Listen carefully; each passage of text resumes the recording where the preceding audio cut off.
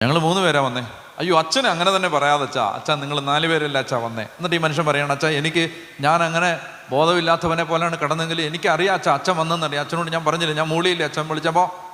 അപ്പോൾ ആദ്യം അച്ഛൻ വന്ന് പ്രാർത്ഥിച്ചു, രണ്ടാമത് ആദർശ് അച്ഛൻ വന്ന് പ്രാർത്ഥിച്ചു, മൂന്നാമത് ജോൺ ബോൾ വന്ന് പ്രാർത്ഥിച്ചു. ഈ മനുഷ്യൻ പറയുകയാണ്, അച്ഛൻ 4ാമത് വന്ന അച്ഛൻ ആരാണ്?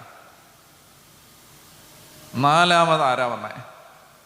ഈ മനുഷ്യൻ്റെ അടുത്ത് പറയാണ്, ഈ 4ാമത്തെ അച്ഛൻ തൊട്ടപ്പോഴാണ് ഞാൻ സുഖപ്പെട്ടത്.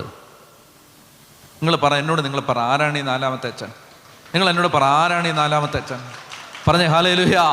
എനിക്ക് മനസ്സിലാവുന്നുണ്ട്. അതായത് ഒരു മനുഷ്യൻ സുവിശേഷത്തിലേക്ക് വരുമ്പോൾ, ഒരു മനുഷ്യൻ കർത്താവിൻ്റെ വചനത്തിലേക്ക് വരുമ്പോൾ, ആ ആശുപത്രിയിൽ ഞങ്ങൾ 3 പേരെ ഞങ്ങൾക്ക് 3 പേരെ കാണാൻ പറ്റുന്നുള്ളൂ. ഈ മരിക്കാൻ കിടന്ന മനുഷ്യൻ 4ാമതൊരു അച്ഛനെ കാണണം. എന്നോട് പറയണം, അച്ഛൻ്റെ അത്രയും പൊക്കമൊക്കെ ഉണ്ട്. ഏതച്ഛനാണെന്നാണ് ഞാനിങ്ങനെ ആലോചിച്ചു.